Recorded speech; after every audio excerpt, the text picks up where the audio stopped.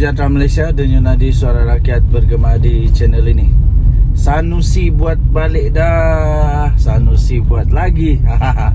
Menteri Besar Kedah Sanusi Mak Nur buatlah balik dah. Ini satu artikel yang memang sangat menarik untuk dikongsikan daripada Hishamuddin Aun.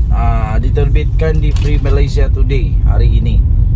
Tajuk dia, Sanusi buat balik dah.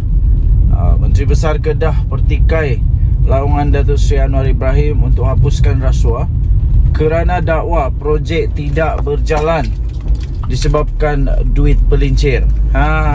Hishamuddin Aun. Bila Sanusi Nur demam, macam-macam yang akan terhambur dari mulutnya. Itu demam dalam kurungan.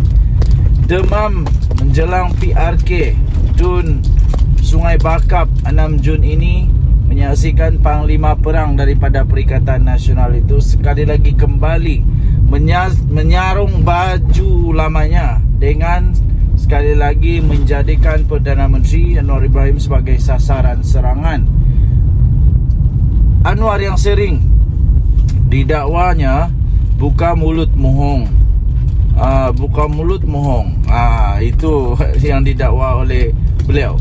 Dalam siri ceramahnya dari sebelum PRN 6 negeri pada Ogos tahun lalu lagi hingga membawa kepada beberapa PRK selepas itu, kali ini disifatkannya sebagai Perdana Menteri yang paling lemah yang Malaysia pernah ada. Wah, suka dia kata.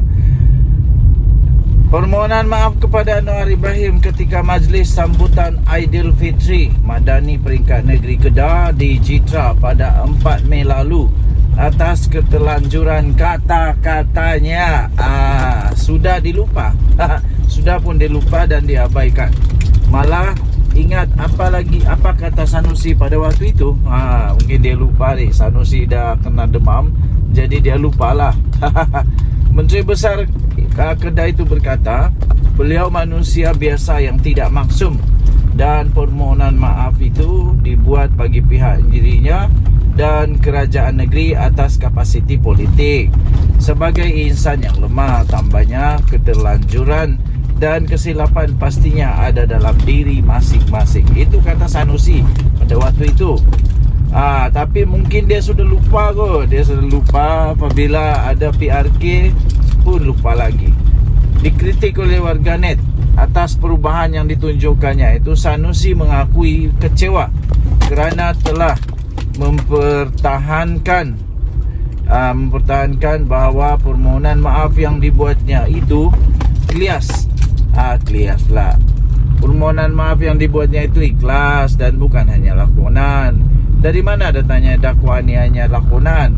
Berbangkit berkisar pendapat Menteri Besar sebenarnya mengharapkan ihsan daripada Perdana Menteri agar dapat meluluskan peruntukan bagi beberapa projek di Jelapang Padi itu. Kolom ini pada 7 Mei lalu mempersoalkan sama ada Sanusi benar-benar ikhlas, bermaksud beliau telah menyesali dan tidak akan mengulangi perbuatan itu.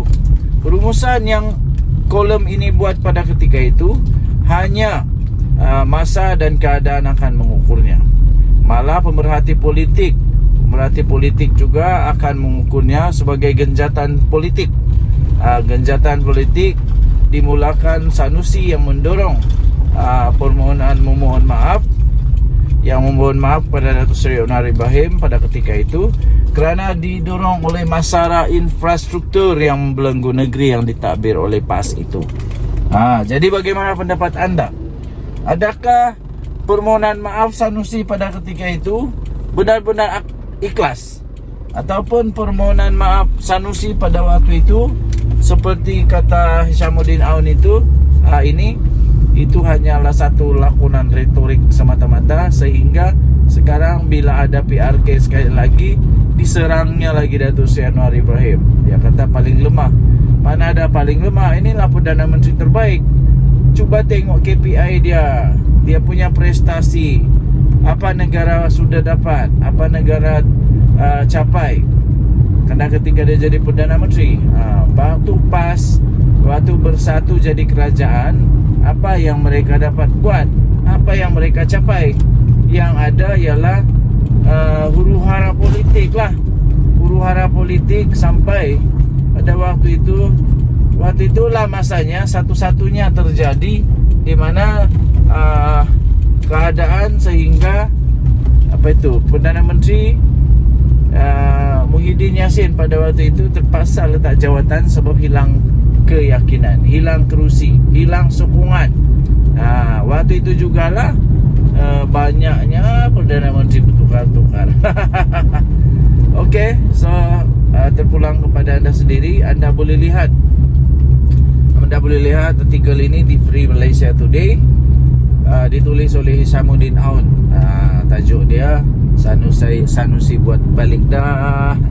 Buat lagi dia buat lagi lah. Tengoklah nanti kepada artikel itu. Denyut Nadi Suara Rakyat bergema di channel ini. Jangan lupa tekan butang subscribe, like dan share. Bye bye.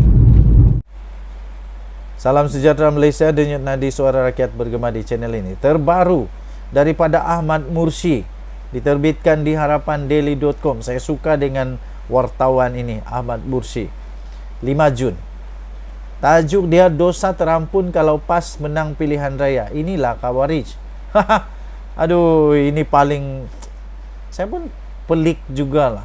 Macam mana kalau PAS menang boleh terampun dosa?